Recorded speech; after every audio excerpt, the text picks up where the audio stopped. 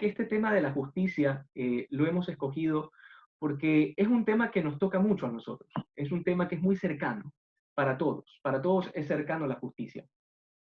Y ahora, digamos por un momento que no hayamos tenido la influencia del cristianismo, que no hayamos tenido la influencia de las tantas múltiples homilías que hemos escuchado respecto a esta parábola del hijo pródigo. Sencillamente escucharla o leerla con cabeza fría, con un criterio meramente humano, de una justicia. Si lo leemos así, el hermano mayor tiene razón. O sea, eso es una realidad. El hermano mayor tiene razón. ¿Por qué? Porque es injusto. Es injusto que el hijo menor se haya despilfarrado la herencia y que ahora vuelva y que encima lo reciban en una fiesta. Entonces, la indignación del hijo mayor es humanamente justa. Y esto, repito, pensémoslo con cabeza fría. La indignación del hermano mayor es justa.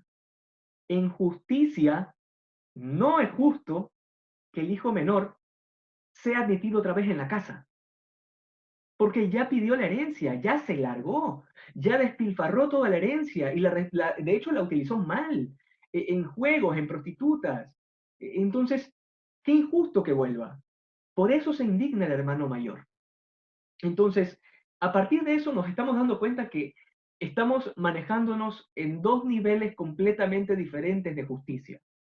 La justicia humana, que es la que básicamente jamás debió haber dejado entrar al hijo menor a la casa, y la justicia divina, que es una justicia completamente incomprensible, porque no solamente que lo admite otra vez a la casa, sino que lo recibe con una fiesta y le da un anillo de oro y matan al cabrito más gordo. O sea, es una cosa que va completamente fuera de toda lógica humana.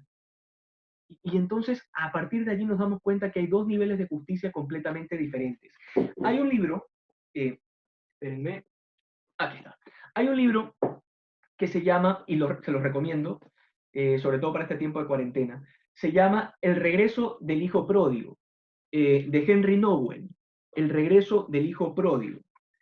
Este libro a mí me parece genial, en realidad, es este, se los muestro aquí para que se lo graben y lo tengan en mente. El regreso del hijo pródigo de Henry Nowen. Este libro es excelente, porque profundiza mucho una imagen que ya la vamos a ver, que es la que he puesto en el afiche, y profundiza la realidad de estos tres personajes que entran en juego en esta parábola que estamos viendo el día de hoy. El hijo mayor, el hijo menor y el padre. Y entonces voy a leer rápidamente un pequeño fragmento, muy rápido, respecto al hijo menor. Quisiera profundizar por un segundo en estos dos personajes en el que nos hemos detenido, el hijo mayor y el hijo menor. El hijo menor, recordemos, se despilfarró la herencia y volvió a la casa. El hijo mayor está nada contento con que el hijo menor haya vuelto y sencillamente no quiere entrar a la fiesta que han organizado porque está indignado. Entonces, entrando un poco en la vida del hijo menor, Henry Nowen dice, esto es la experiencia del hijo menor fuera de la casa. Mientras despilfarra la herencia, dice lo siguiente, mientras sigo corriendo por todas partes, mientras sigo corriendo por todas partes preguntando, ¿me quieres? ¿Realmente me quieres?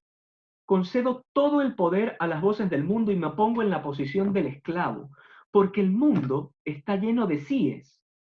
El mundo dice sí, te quiero, sí, eres guapo, inteligente y gozas de buena salud. Te quiero si tienes una buena educación, un buen trabajo y buenos contactos. Te quiero si produces mucho. Vendes mucho y compras mucho. Hay interminables síes escondidos en el amor del mundo. Estos síes me esclavizan, porque es imposible responder de forma correcta a todos ellos. El amor del mundo es y será siempre condicional. Eh, Aquí ya vemos varias cosas. Primera cosa con respecto al hijo menor. ¿Por qué se va de la casa? ¿Por qué el hijo menor se va de la casa? Y la respuesta es muy sencilla. Porque nunca se sintió en casa. Nunca sintió que esa casa era de él. Nunca se descubrió a sí mismo como hijo del padre. Este hijo menor era de los que veía la ventana y veía al hijo del vecino diciendo, seguramente ese niño es más libre que yo, seguramente ese padre es mejor que el que yo tengo. Entonces, la experiencia de no aceptarse a sí mismo, la experiencia de no sentirse en su propia casa, es la experiencia de aquella persona que al final quiere irse, quiere correr, quiere salir, quiere huir. Y entonces esa experiencia nos enseña una primera cosa, lo importante que es conocernos a nosotros mismos. Yo creo que en este tiempo de cuaresma, perdón, en este tiempo de cuarentena, yo creo que Dios nos da este espacio para poder profundizar mucho la identidad que Dios nos ha dado a cada uno. Cada uno de nosotros tiene una identidad particular que no se la ha dado a nadie más. Yo, Steven, Verónica, Daniela, Carlos, George, Cristel, Andrés, todos, Paula, todos los que estamos aquí, tenemos una identidad única, única e irrepetible. Nadie es igual a mí. Y esa identidad te la ha dado Dios. Mientras no profundicemos en esa identidad, mientras no abracemos esa identidad con amor, con aceptación, podemos terminar siendo como ese hijo menor que quiere huir de la casa. ¿Por qué? Porque si no aceptas quién eres y si no aceptas que eres hijo del Padre, vas a querer largarte corriendo, porque no vas a encontrar el lugar en este mundo. De hecho, la experiencia de aquellas personas que no saben qué hacer de su vida en este mundo es la experiencia de aquellos que no se han encontrado a sí mismos. Es la experiencia de aquellas personas que definitivamente no han encontrado el amor del Padre. Entonces, esa experiencia es la que muchas veces nos lleva a huir del hogar, a huir del hogar. Y claro, eh, Dios es el único, Dios es el único que nos exige algo que podemos dar. Dios es el único que exige algo que podemos dar. ¿Por qué? Porque si recordamos un poco lo que he leído, el mundo dice que está lleno de síes.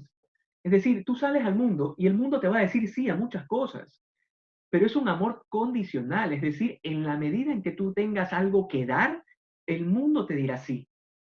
Sí te quiero, sí eres guapo, sí eres inteligente, sí vales, pero en la medida en que tú tengas algo para intercambiar, Dios es el único que te ama por lo que realmente eres. Dios es el único que te da un amor incondicional y que te ama por cómo eres y por lo que eres. Entonces, en esa realidad, cuando Dios nos pide algo, nos va a pedir algo que vamos a poder dar. Nos va a pedir algo que somos capaces de dar. Cuando Dios nos hace pasar por pruebas, por dificultades, por sufrimientos, por preocupaciones, por dolores, es algo que podemos cargar. Dios jamás te va a dar algo que no vas a poder cargar. Jamás. Porque Dios no es malvado, Dios no es un miserable, Dios no es un truán. Dios es amor. Dios es un padre. Y entonces cuando nosotros entendemos esta realidad, nos damos cuenta de que cuando Dios te pide algo, te lo pide porque puedes. Dios lo que te pide es porque tú puedes hacerlo. Hay una frase hermosísima, hermosísima de San Agustín, espero no parafrasearlo mal, porque soy número uno para dañar las frases de los santos, pero de lo que recuerdo. San Agustín decía claramente, Señor, dame lo que me pides y pídeme lo que quieras. Y esta frase me parece hermosa, hermosa, porque te ayuda a entender que Dios lo que te pide, te lo da. O sea, imagínate lo malvado, lo ruin que sería Dios si te pide algo que no tienes. Sería una cosa terrible. Pero no, Dios es todo lo contrario. Repito esta frase de San Agustín que me parece hermosa. Señor, dame lo que me pides y pídeme lo que quieres. Entonces, en esa experiencia, nos damos cuenta que estamos ante un padre que este hijo pródigo, este hijo menor, no fue capaz de ver. No fue capaz de ver. Y hay otra cosa interesante en esto. Nos revela también esta parábola una verdad teológica, una verdad doctrinal, una verdad que es muy aplicable a nuestra vida. Soy amado en tal medida que soy libre para poder dejar el hogar.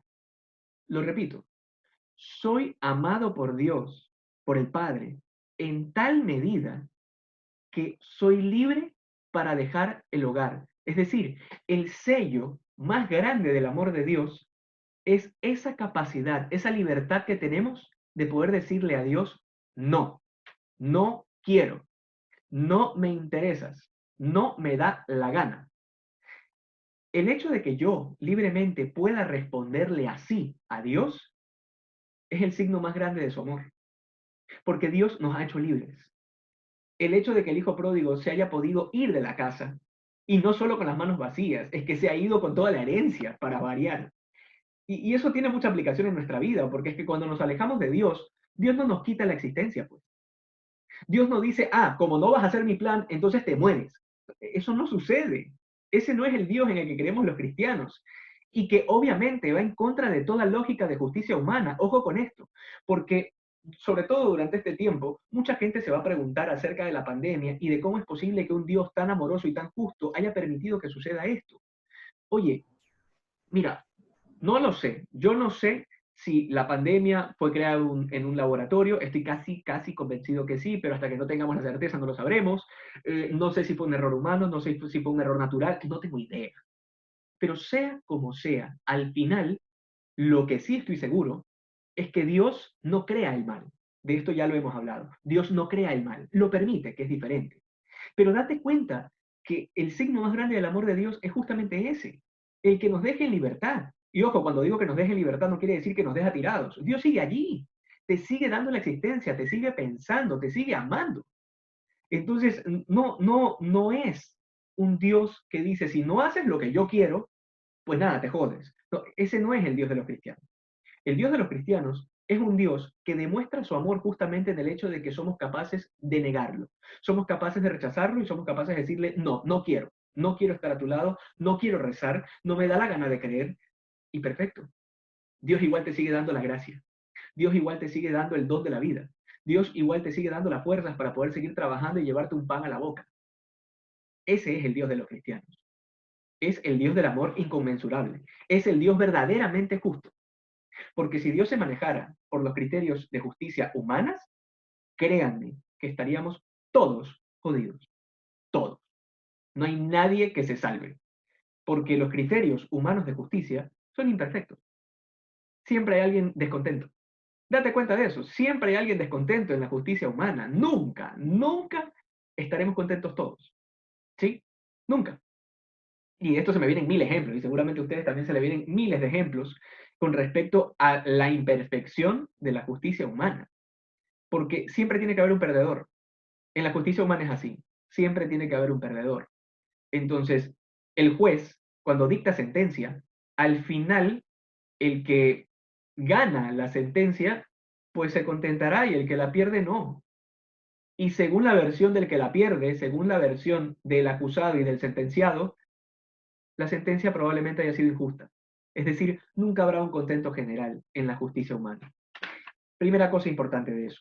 Luego profundizando respecto a la vida del hijo mayor. Hemos profundizado hasta ahora la vida del hijo menor. La vida del hijo mayor, por otro lado, nos dice muchas cosas. Primero, que el hijo mayor tenía un carácter bastante serio. El hijo mayor, a diferencia del menor, que era un inmaduro, que era tal vez mucho más dinámico, mucho más espontáneo, el hijo mayor era una persona muy dura y muy correcta en seguir la norma, muy justo. El hijo mayor es justo, no en el sentido bíblico, justo en el sentido humano, muy apegado a la norma, muy apegado. El hijo mayor se ve que es bastante riguroso, bastante escrupuloso en el seguimiento de los preceptos. Y si ustedes leen la parábola completa del hijo pródigo, que cuando terminemos este momento sería interesante que la revisen, cuando ustedes leen esta parábola se darán cuenta que el hijo pródigo, perdón, que el hijo mayor le reclama al padre una serie de cosas. La primera cosa que le reclama es, oye, tú nunca me has dado un cabrito a mí para yo poder disfrutarlo con mis amigos, pero viene ese hijo tuyo y a él sí se lo das. Y entonces viene una primera cuestión. En ningún momento de la parábola se nos dice que el hijo mayor le haya pedido alguna vez al padre un cabrito, le haya pedido alguna vez al padre alguna forma de diversión. No, porque el hijo mayor siempre se dedicó al trabajo, el hijo mayor siempre se dedicó a lo que permite la ley. Nunca buscó más allá. Ese es el hijo mayor. Pero más allá de eso, vemos al hijo mayor con una enorme queja. El hijo mayor tiene una enorme queja interior. Y esto, créanme, que nos va a ayudar muchísimo para tirar luces a nuestra vida interior. ¿Por qué? Porque también solemos quejarnos mucho a veces. Pero el hijo mayor tiene una queja grande, una injusticia que se ha cometido contra él. Y la mayor de las injusticias es que nadie lo ha amado como él considera que debe ser amado. Repito, nadie lo ha amado como él considera que debe ser amado. Entonces, esta es una de las mayores injusticias para el hijo mayor, porque dice, oye, a mí nadie me considera, nadie toma en cuenta, nadie valora lo que yo estoy haciendo. Y esto nos tira muchas luces respecto a cuando nosotros hacemos las cosas. Y eso yo creo que vale la pena cuestionárselo, chicos. Cuando nosotros hacemos algo por Dios, siempre grabemos en la cabeza. Cuando hacemos algo por Dios, lo hacemos por Dios. Lo hacemos por Dios, no por los hombres. Y no me refiero solamente a cuestiones en orden espiritual. Las obras de caridad que hacemos, las cosas que hacemos, repítanse siempre esto, lo que hace mi mano derecha que no lo sepa la izquierda. Qué hermoso es hacer las cosas buenas, las cosas de caridad en secreto. Nadie tiene que saberlo. No esperar nada a cambio. Y yo sé que esto ya lo hemos escuchado miles de veces, pero es duro cuando nos toca que la gente sea mal agradecida con nosotros. Esto nos va a seguir siempre, toda la vida. Acostúmbrense a eso. Siempre habrá gente mal agradecida. Pero a partir de que nos pase eso a nosotros, no podemos tomarnos el lujo de decir qué ingratos han sido conmigo. Yo merezco ser tratado de otra forma. No, oye, no, no, no. Esa no es la virtud cristiana. La virtud cristiana es la que te empuja más bien a decir, oye, pero si yo lo he hecho es para Dios. Eh, Mira, yo creo, y sobre todo en este tiempo, que vamos a recibir muchos malos comentarios de parte de gente que odia a la iglesia, de parte de gente que la detesta. Y yo quiero hacer aquí una diferenciación. Una cosa es las ofensas que recibamos a título personal y esas ofensas, pues, bendito sea Dios que podamos sufrirlas en nombre de Cristo. Otras son las ofensas que recibe la iglesia y entonces allí, pues sí, evidentemente estamos llamados a defenderla, ¿no? Eso está fuera de duda. Pero fuera de eso, las ofensas que nosotros recibimos y que sufrimos por amor a Dios, créanme que van a ser nuestros testigos, van a hablar por nosotros el día del juicio. Así que mientras más ofensas injustas recibamos, eh, tendremos más acumulado para el día del juicio a nuestro favor. Eso grábense, grábense. Traten de no buscar la justicia humana cuando no sea necesario. En la medida en que podamos sufrir injusticias por amor a Cristo, suframos. Sufrámoslas porque esos serán nuestros testigos el día del juicio. Y cuando llegue el día del juicio habremos querido actuar de otra forma y pues ya será muy tarde, ¿no? Entonces, yo creo que a partir de eso hay mucho que podemos aprender. Luego, dentro de la experiencia del hijo mayor, hay una interminable espiral de rechazo. Hay una interminable espiral de rechazo. El hijo mayor experimenta rechazo, rechazo de parte del padre que no le ha dado el amor que según él merece, rechazo de parte de la sociedad, porque definitivamente no han valorado el trabajo que ha hecho durante todo este tiempo. Entonces, en esa experiencia, nos damos cuenta definitivamente que el hijo mayor, ya a esas alturas, es incapaz de experimentar alegría. Es incapaz de experimentar alegría. No la puede experimentar. De hecho, nos damos cuenta de eso en la parábola, porque cuando ya comienzan, denme un segundo, perdónenme.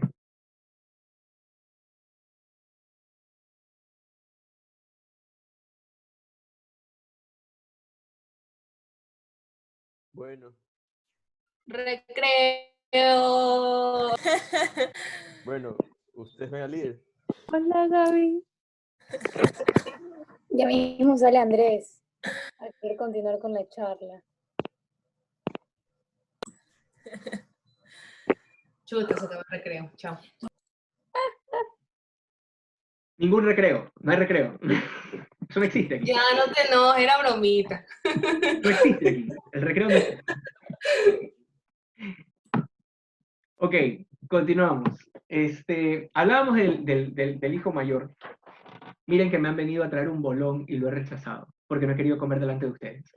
Así que... ¿Pero por qué? Nadie te decía que no yo podías. estaba hablando, ¿sí? Es el sacrificio, el morir por el otro, ¿ok? Entonces, voy a privarme de ese bolón para continuar conversando. Entonces, hablábamos del hijo mayor y decíamos que él sentía que había una injusticia con él, porque no había recibido el amor que según él debió haber recibido del padre. Entonces, date cuenta que en la parábola, cuando ya va terminando esta parábola, casi en los últimos versículos, le hacen una fiesta al hijo menor.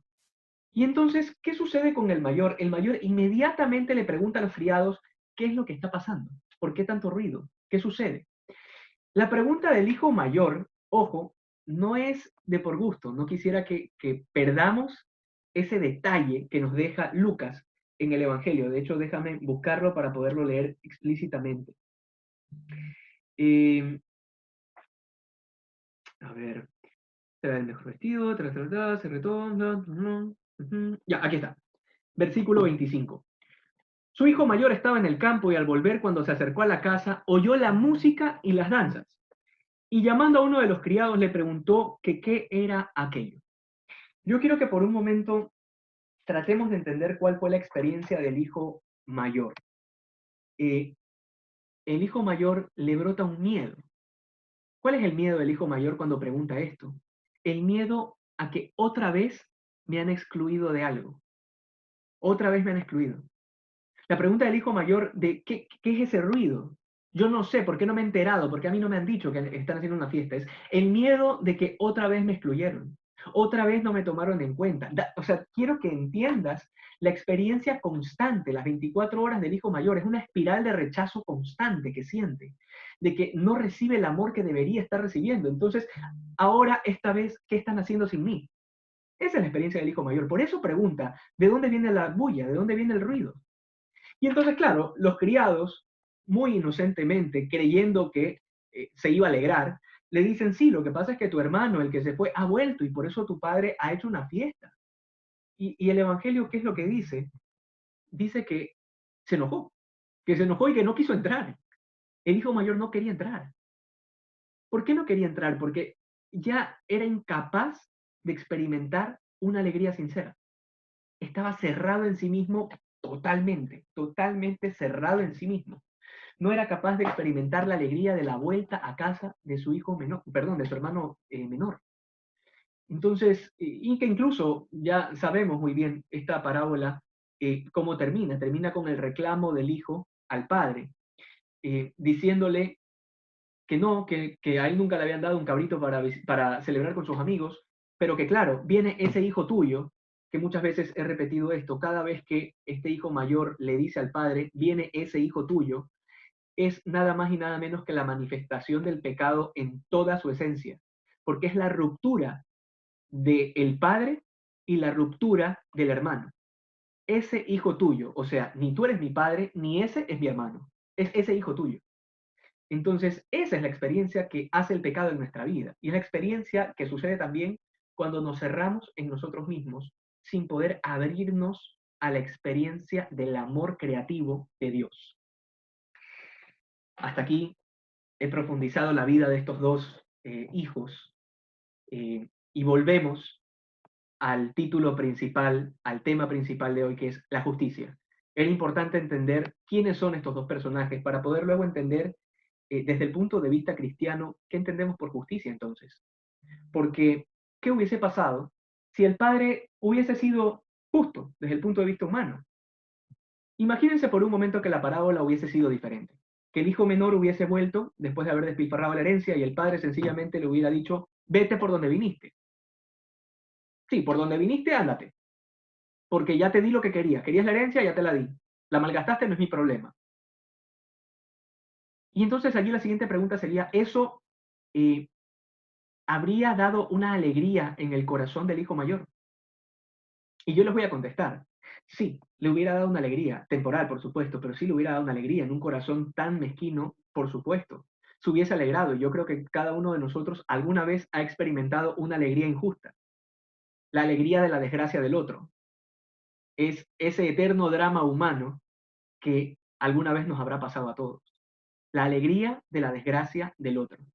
Seguramente el hijo mayor se hubiese alegrado que el padre hubiese actuado así y hubiese dicho, bien, bien, eso es lo que merece, eso es lo justo. Pero, repito, estamos en otro nivel de justicia. Y entonces, claro, si el padre hubiese actuado así, no hubiese ayudado al corazón del hijo mayor, para nada, para nada. Sencillamente, el corazón del hijo mayor se hubiese cada vez afincado más en sí mismo, encerrado cada vez más en sí mismo, haciéndolo cada vez más incapaz de amar.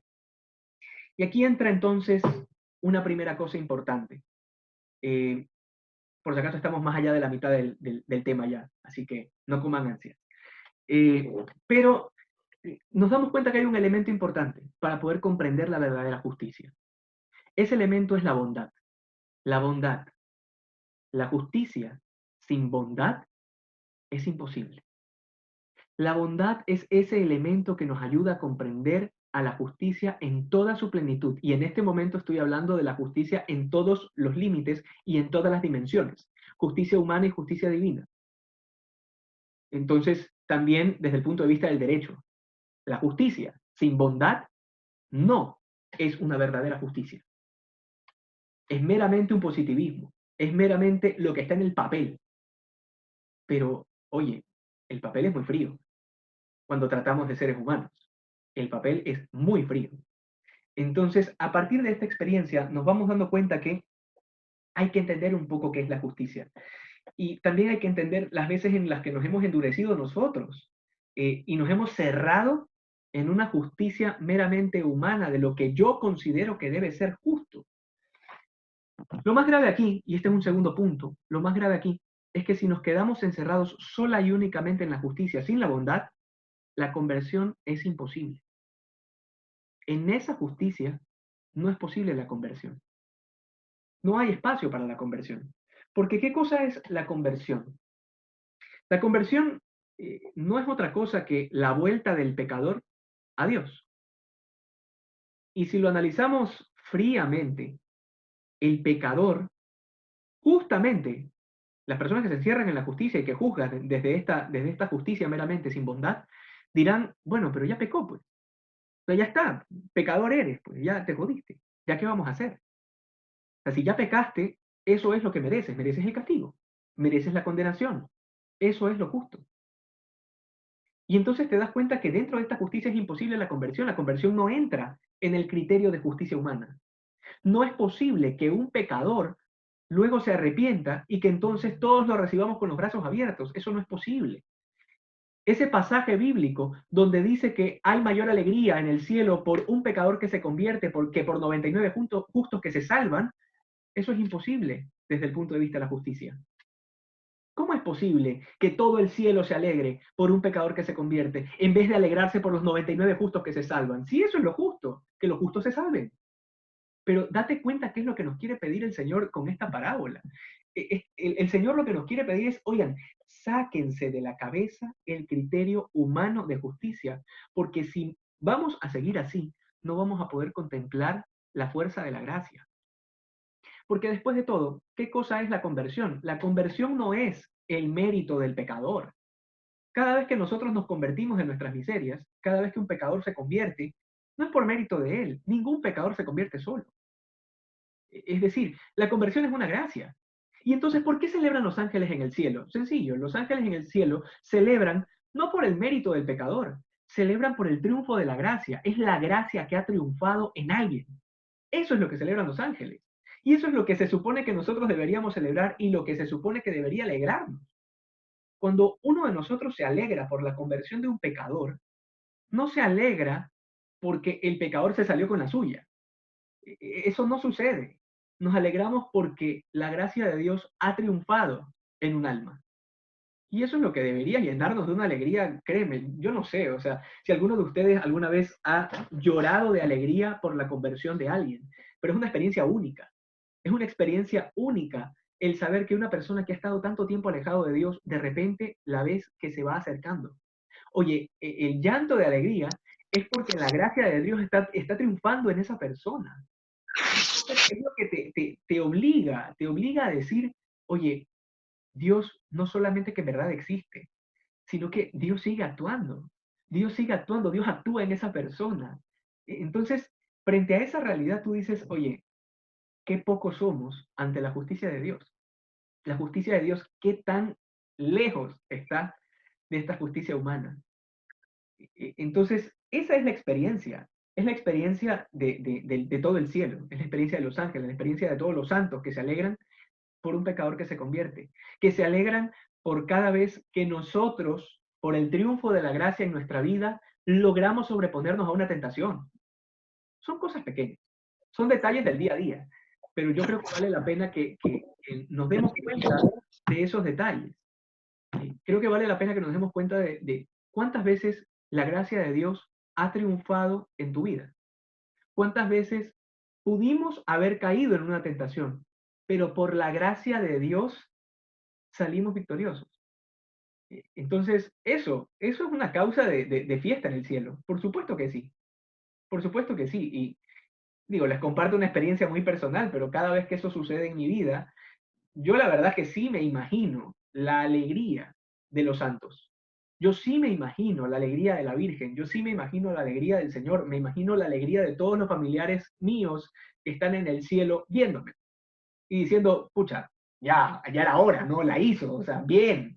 Entonces, yo sí me imagino esas cosas, porque son reales, porque sé que por la comunión de los santos se alegran del triunfo de la gracia de Dios en la vida de una persona, porque no estamos solos.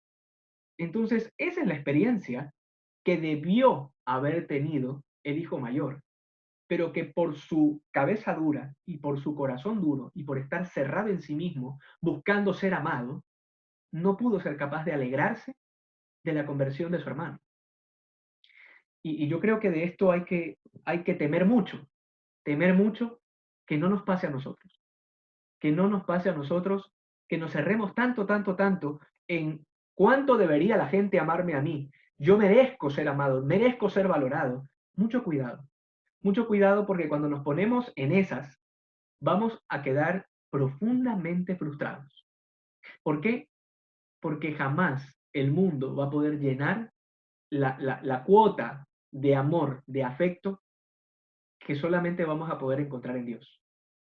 Y esa es la frustración de mucha gente. La frustración de mucha gente cuando tienes unas expectativas de este vuelo, unas expectativas muy grandes de cómo la gente debería tratarme, cómo la gente debería amarme, cómo la gente debería valorarme. Oye, las expectativas son abismales. Pero oye, nadie va a llenar tus expectativas. Nadie, nadie. ¿Por qué? San Agustín ya también nos responde, porque fuimos hechos para Dios. Fuimos hechos para el amor de Dios. El hueco de nuestro corazón es abismal. Entonces, así todas las personas en el mundo te amen a la medida que tú consideras que deberías ser amado, no vas a poder saciar esa hambre de amor. Porque esa hambre de amor solamente te la va a saciar el Padre, nadie más, nadie más. Si no comprendemos esto, créanme que vamos a vivir una espiral de rechazo, de miseria y de frustración constante, como el hijo mayor. Y eso créanme que nos va a sumir en una profunda amargura, que no nos va a dejar nunca poder contemplar una alegría sincera. Siempre vamos a tener un rencor escondido, siempre vamos a tener un sentimiento amargo de que sí, o sea, chévere, pero hubiese sido mejor de esta forma, o yo creo que merecía más. Y es la típica del amor humano, de yo entrego, pero no recibo lo mismo que entrego. Ese es el drama del amor humano, es el drama. Yo amo, pero no recibo el amor que estoy dando y no lo vas a recibir nunca, nunca. Porque fuimos hechos para amar, sí. Y también fuimos hechos para ser amados, sí, pero en la medida de Dios. Y si no comprendemos esa justicia, vamos a seguir viviendo esa frustración. Luego decía que profundizábamos un poquito el concepto de justicia para tener un poquito más clara la película. Decíamos siempre que la justicia, y de hecho eso es lo primero que uno aprende, no solo en derecho, en filosofía y en todas las materias que tengan que ver con la justicia, se nos dice que la justicia es darle a cada quien lo que le corresponde. Y esto es algo muy latino, muy romano, muy de siempre. Dar a cada quien lo que le corresponde. Y eso es real. La justicia es dar a cada quien lo que le corresponde. Pero hay que profundizar mucho esa frase. Porque para darle a cada quien lo que le corresponde, ¿qué implica eso? Implica que deberías empezar a conocer a la gente tal cual es, para que le puedas dar lo que le corresponde. No puedes darle a cada quien lo que le corresponde si ni siquiera lo conoces, si ni siquiera sabes a quién tienes enfrente, si ni siquiera sabes cuánto vale la persona que tienes enfrente. Si tú ignoras eso, ¿cómo le vas a dar lo que le corresponde si no sabes quién es? Es más, ¿cómo vas a saber tú lo que es justo para ti mismo si ni tú mismo te conoces? Entonces, he ahí la importancia de que la justicia es dar a cada quien lo que le corresponde. Sí, es así.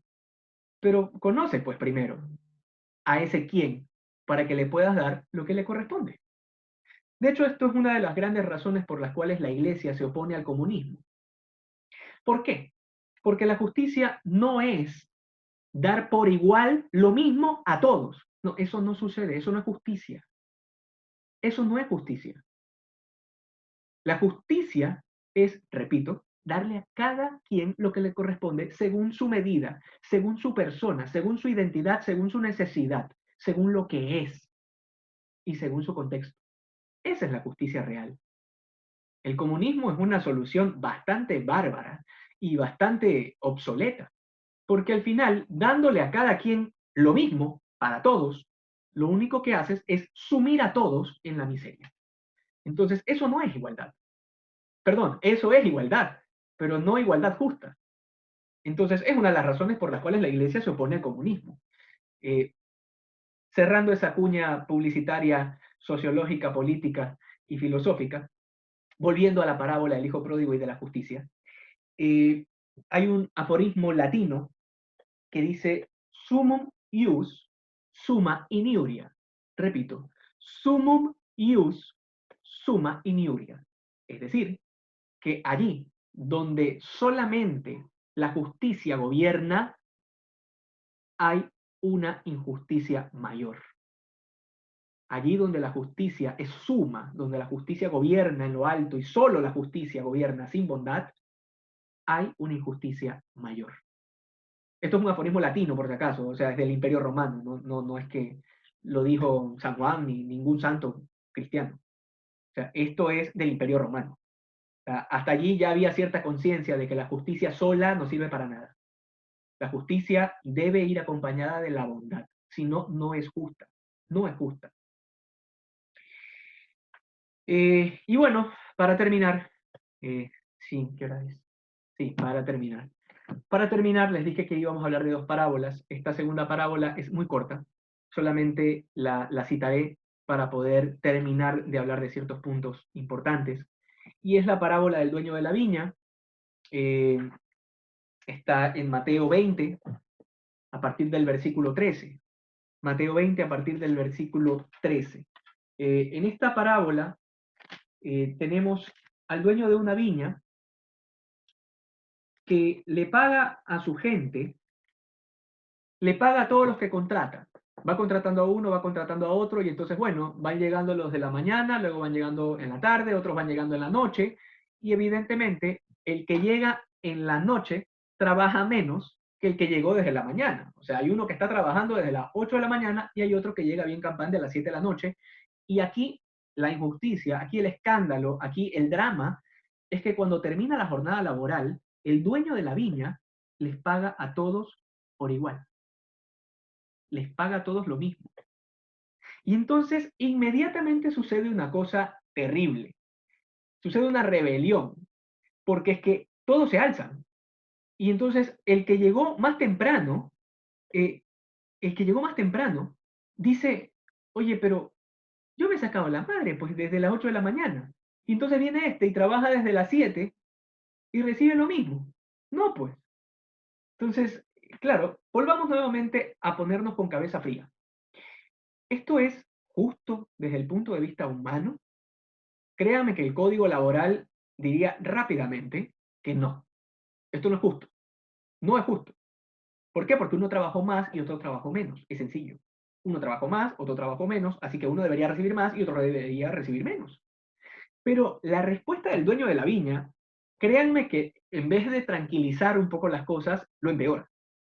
El dueño de la viña dice, oye, pero no soy yo el dueño de la viña, no puedo hacer con mi dinero lo que yo quiera. Por si acaso, esto obviamente lo único que hizo fue desatar más la rebelión, ¿no? La gente se indignó, porque no solucionó nada, lo empeoró todo. Entonces, claro, ¿qué quiere decir eso? Quiere decir que tú, como eres el dueño, tu dinero y todo lo que tú tienes está por encima de la ley. Y aquí viene un dato interesante para poder entender esto. Cuando el dueño de la viña es Dios, sí, está por encima de la ley. Cuando el dueño de la viña es Dios, sí, lo que él considera justo, no solamente que parece justo, es justo. Cuando Dios considera que o le asigna valor a algo, eso es lo que vale, no hay duda. Si el dueño de la viña consideró que todos merecían recibir lo mismo, pues es porque todos merecían recibir lo mismo. Esto que les estoy diciendo puede sonar un poco chocante e incluso hasta cierto punto irracional, porque es más o menos como, ya, pues eso es así porque él dice. Bueno, lamento decepcionarlos y no darles una respuesta un poco más argumentada y razonable, pero es que el dueño de la viña es el creador, el dueño de la viña es el Dios todopoderoso que te ha dado la vida, y por ende, lo que él le asigna un valor, eso es el valor que tiene, no hay duda. En el momento en el que él es el dueño de la viña, nos ayuda a comprender que muchas veces la justicia divina no necesariamente va a encajar con nuestros criterios de justicia. Ese es el último punto al que quería llegar. Y lo vemos con esta parábola de los viñadores y el dueño. Muchas veces hay cosas que nos parecen injustas desde nuestro punto de vista. Y es más, no está mal, ojo con esto, no está mal reclamarle a Dios cosas que a nosotros nos parecen injustas. No está mal. Y de hecho hay todo un libro en la Biblia que se dedica a eso, que es el libro de Job, cuando puedan leerlo. El libro de Job no es otra cosa que una oda, un poema a la injusticia de Dios, entre comillas. Es un hombre que verdaderamente es justo. Ese pobre hombre no ha hecho nada. Lo único que ha hecho es servir a Dios, adorar a Dios y ser justo. De hecho, lo dice desde el primer capítulo de Job. Job era un hombre justo, así comienza. Entonces, todo el libro de Job no es otra cosa que Job reclamándole a Dios, oye, pero ¿por qué? O sea, ¿por qué a mí? ¿Yo qué hice? O sea, le quitaron a la esposa, le mataron a los hijos, se le robaron todo, se le quemó la casa, se quedó sin nada, sin nada, sin nada. Y entonces, claro, al final es un proceso de conversión que hace Job. Del reclamo pasa a decir al final del libro de Job, el Señor me lo dio, el Señor me lo quitó, bendito sea el nombre del Señor. Si recibimos de Dios los bienes, ¿por qué no vamos a recibir los males?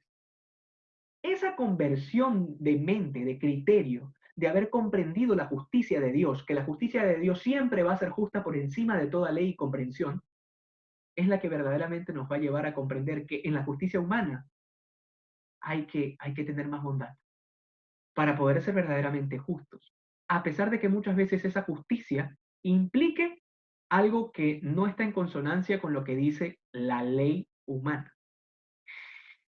Esto que estoy diciendo es real.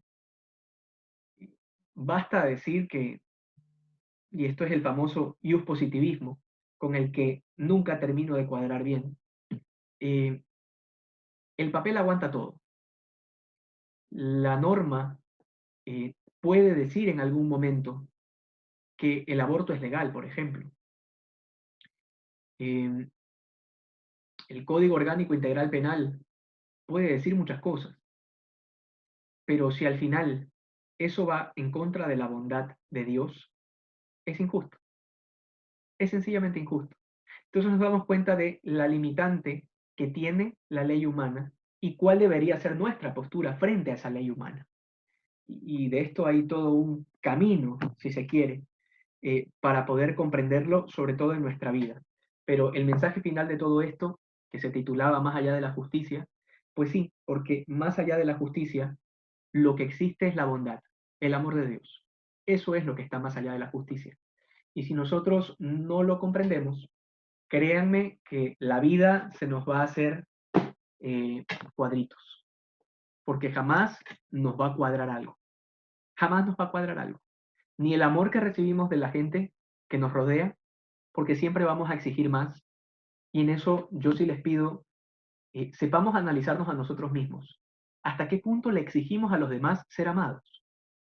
Esto es algo que, créanme, que nos puede llevar meses de reflexión, pero yo creo que vale la pena que nos lo preguntemos muy en serio. ¿Hasta qué punto yo le exijo a los demás ser amado? ¿Hasta qué punto busco y exijo a los demás afectos? ¿Hasta qué punto yo le doy a los demás ciertos lineamientos y directrices de cómo deben amarme? Y si me aman fuera de esas directrices, yo llego a la conclusión irracional de que no me aman. Esto pasa mucho, pasa muchísimo.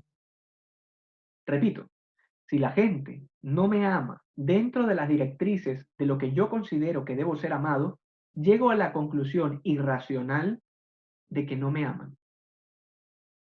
¿Cuál es el mensaje final de eso? ¿A mí me aman como yo quiero o no me aman? Esa postura no es cristiana, no es justa y no es razonable tampoco. Porque ni la gente es bruja para saber cómo a ti te gustaría ser amado, ni tampoco el amor es una esclavitud en donde estamos obligados a amarte como tú quieres. Eso es así de sencillo. Cada uno ama según su medida y según su personalidad y su identidad que ha recibido de Dios. Y el más grande amor es que sepamos aceptar con humildad y con bondad el amor que recibimos de otros. Porque al final es el amor que viene de Dios. Si decimos que Dios es amor, como lo dice la primera carta de Juan, y eso es verdad, pues entonces todo amor que recibimos, incluso siendo un amor humano, es un amor que viene de Dios. Entonces hay que ser gigantescamente soberbio para rechazarlo, o para ponerle condiciones, para variar. Entonces, nuestro valor, nuestro total valor como personas, tiene que iniciar primero desde el corazón de Jesús.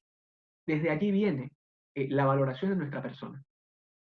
Afincados en ese sagrado corazón de Jesús, mira todos los otros amores humanos. No es que no van a importar, por supuesto tenemos que valorarlos, pero siempre van a ser vistos desde esa óptica, filtrados por ese corazón, de manera que nunca habrá un amor humano que lo demos de menos.